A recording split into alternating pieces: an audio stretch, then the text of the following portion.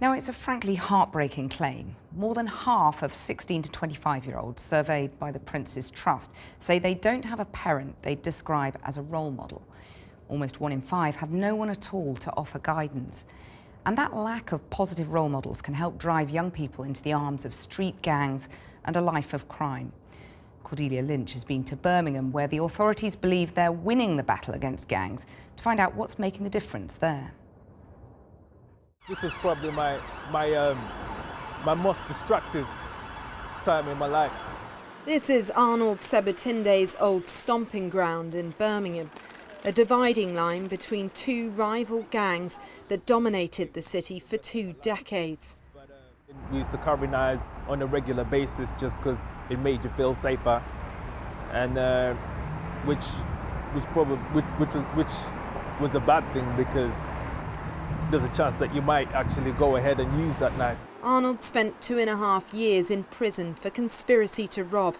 Today, a report from the Prince's Trust says a lack of positive role models and boredom is driving young people to join gangs.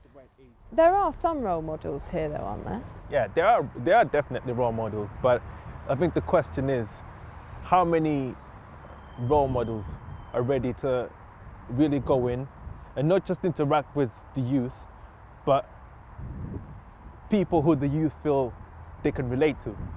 This is the Aston area of the city, once notorious as being the centre of gang warfare. But where you'd once see huddles of youths, you now see empty streets and cameras on every corner. So what's changed? And John is at Aston. These are the 2 notorious gangs in Birmingham.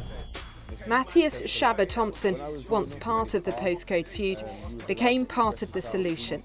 He was instrumental in getting the Johnson crew and Burger Boys to reach a truce, a journey that took 2 years and was filmed by a documentary crew. He did it through building trust and holding events. Now the 2 groups are part of a social enterprise. In the studio with the so-called Boydem.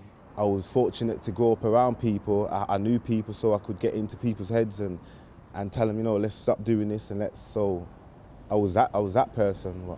Do you think the problem is there aren't enough people like you trying to do something? It could happen anywhere.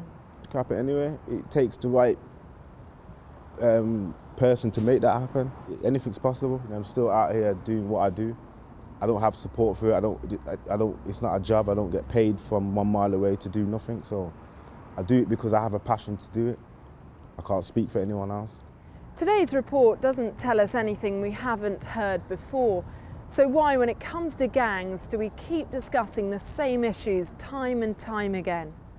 We've actually proven that where you do have effective intervention, it can make a difference and is very much holding things down, if not improving in certain areas. But clearly there is a lot of it where the work's going on in one area that's being immediately, potentially, the good work's being lost by the fact you don't have the job opportunities, you don't have the youth clubs, you don't have the sporting opportunities that you used to have in the past. Arnold found his escape through art. His paintings now sell for £2,000. I had the raw ability to draw from such an early age. While serving time, I realised that was my life card. Many people may lack his skill or drive. Even within his own gang, he's the exception to the rule. But he wants to become a role model and one that is willing to try and break the cycle. Cordelia Lynch, Channel 4 News, Birmingham.